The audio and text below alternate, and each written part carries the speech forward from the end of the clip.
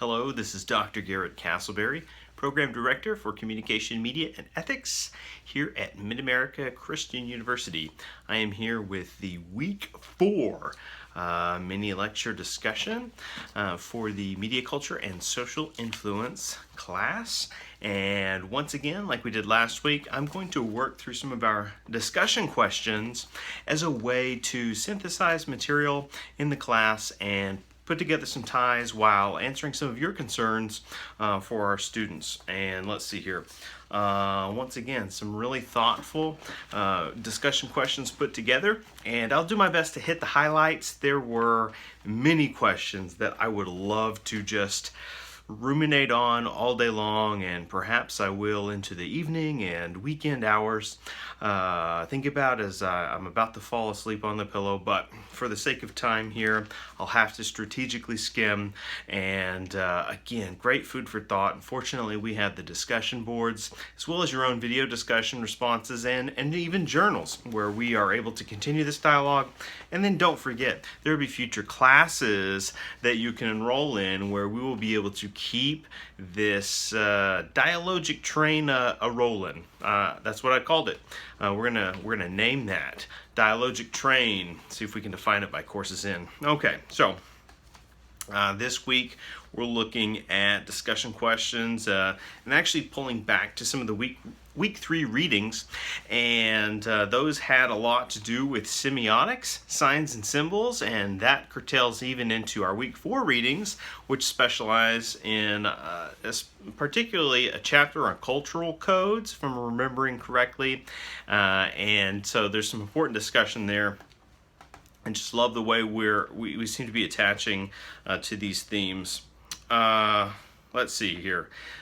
Megan's got some questions here, a lot of times kind of contextualizing them into some internal commentary, and so we love that approach, love the way we're kind of chewing on these readings and making them work for us as a way to process it, internalize the content. And so there's a comment with regard to chapter 3 of Berger's Media and Society book, where Megan says, when thinking of the relationship among elements in determining signs within texts, as the book discusses on pages 37-38, it occurred to me that my interpretation of certain aspects of television and movies is different from or than most of my friends' interpretations because of life experiences. And you're hitting the nail on the head here. We for sure experience TV content, film content, popular culture, media culture in different ways, through different perspectives. And that's a key point of understanding. It sounds really basic and it sounds really simple. In some ways it is, but it's also very complicated. It's complicated to process that in real time. Often when we're in a live moment engaging with people and we feel like maybe they're not having that same kind of enjoyment or reaction to something. An example comes to mind. Have you ever watched a piece of media, say a film, with another person or a group of people, and you've already seen it in advance and they haven't? It's something maybe you kind of cling to closely, or it's a special media artifact for you. And so maybe it's a sense of nostalgia, something you liked when you were younger, or it could be contemporary. And anyway, whatever the circumstance, you have a close association with that artifact. But then when you're sharing it or participating with it with another person, you're kind of waiting for that climactic moment in the narrative, or something about it, some revelation in the media content itself, and you look for that response in them and they just don't give it, right? They just didn't and couldn't experience it in the same way you have, and so that's significant, and it happens all the time, and it is so easy to miscommunicate, despite how we all assume we're just savants at this, right? That we are just all humans are geniuses, right? And none of us are flawed. It's always someone else. So that's a reality we face, and that's why studying communication and then studying media as another extension of that area of intellectual exploration is significant, because there's so many people out there that lack the tools to kind of put that together and make sense of our world, right? And not only that, speaking of, we've got signs and symbols that mean different things. And so maybe what meant something to you when you were younger, or the way you read it as an adult even, is decoded differently from how someone else, say of a different generation, reads that message. And that's always important to consider, and I think it's at the heart of much of our distress and miscommunication today. I think of something like, even the Confederate flag comes to mind, right? And the less I say, the less mess I create. But this is a hot button symbol, or symbol system, right? It has an overlapping cultural history, and fraught with controversy, right? And cultural heritage. And so there is a reason we see a lot of tensions. And on top of that, it's baked into contemporary ideology that's severely antagonistic, right? And negative. And so what do you do with that? If we don't talk about it, right? If we don't communicate the feelings that it can create or present in us and for us, then we aren't doing our best to sort of remedy that situation, not only in understanding others, but getting others to understand us, right? And so if we approach it as, this is something I must always, I'm going to take to task in as heated an exchange as possible,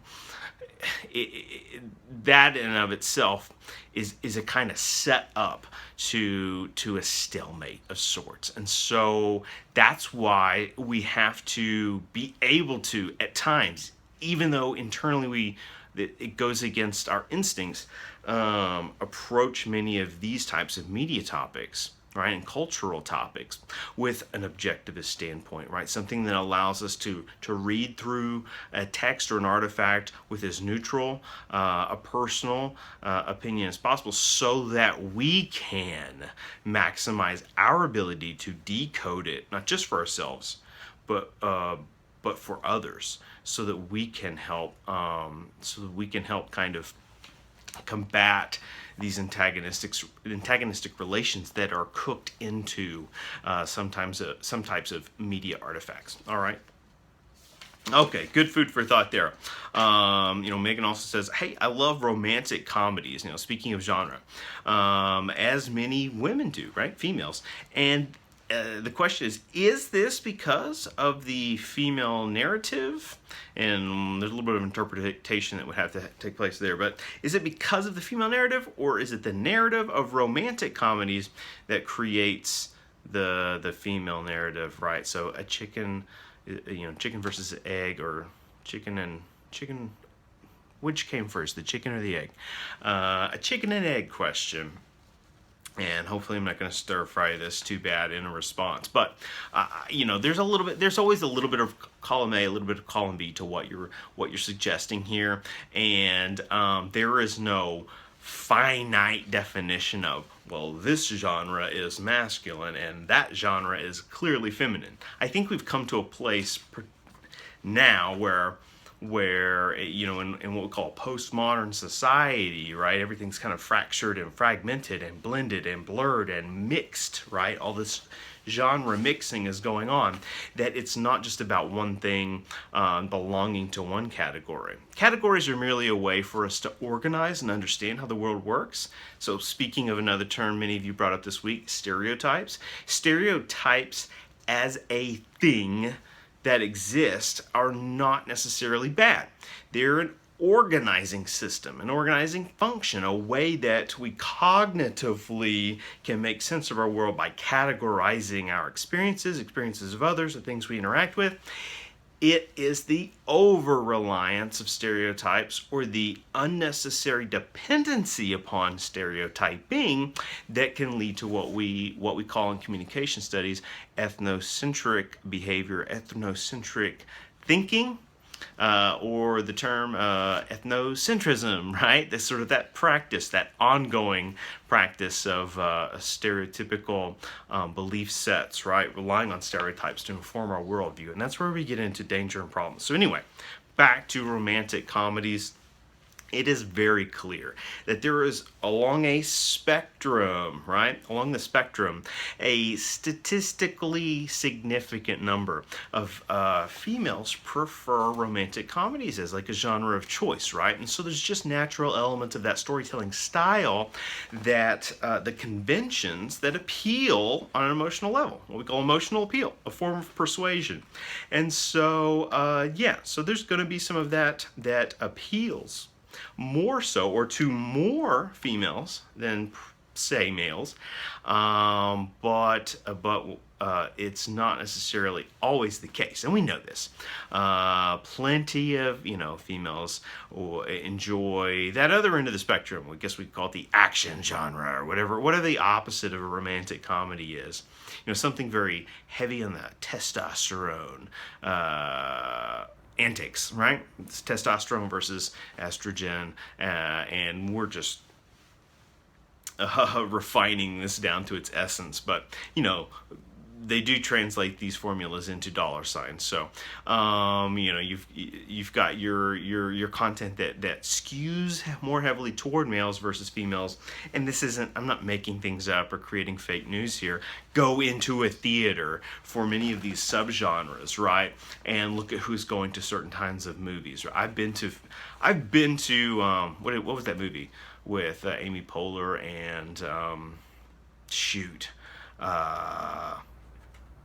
Tina Fey, Sisters, something like that. And it was full, and there were like 3 men in there, and I was one of them. And I had a great time, right? And it was funny. And it wasn't necessarily a movie geared toward men. It's just, who was it polling on that, on that weekend, and what does that mean? At the same time, I've been to screenings, retro movie screenings. Particularly, I'm thinking of maybe things like the Mystery Science Theater 3000, voiceover dubs shown in theaters, and all of the screenings I've ever been to of that style of satirical subgenre presentation was overwhelmingly male viewers, right? And some screenings exclusively male. And so there is something to that, right? And we don't necessarily have to think of that in terms of stereotyping, but the industry, right? Entertainment industries are decidedly aware of what typical gender preferences are for entertainments. So they are always trying to do their best to please us in that way, so that we're getting exactly what we want. Except, what we find is sometimes if they give us exactly what we want, are we really satisfied? Because it's that combination, right? And this is a key to any key to understanding genre theory, right? Is we're ultimately seeking a formula that combines imitation, right? The imitation of form or the genre conventions with innovation, right? Inventiveness, the new things that draw us back in, that make us go, aha, I like that. I like that a lot. That's unique. So we can think about that even within the framework of our spy genre, which we've been talking about this semester. The spy genre gives us some important distinctions, right? And you're doing a little bit of that in some of your writings. You're starting to explore and uncover what are these conventions. And if you've completed the midterm or not, the midterm has pushed us to consider what were some past conventions, and then how do they get updated in some of the more contemporary spy productions. Okay, so back with more of your discussion questions in part 2 of our week 4 mini lecture.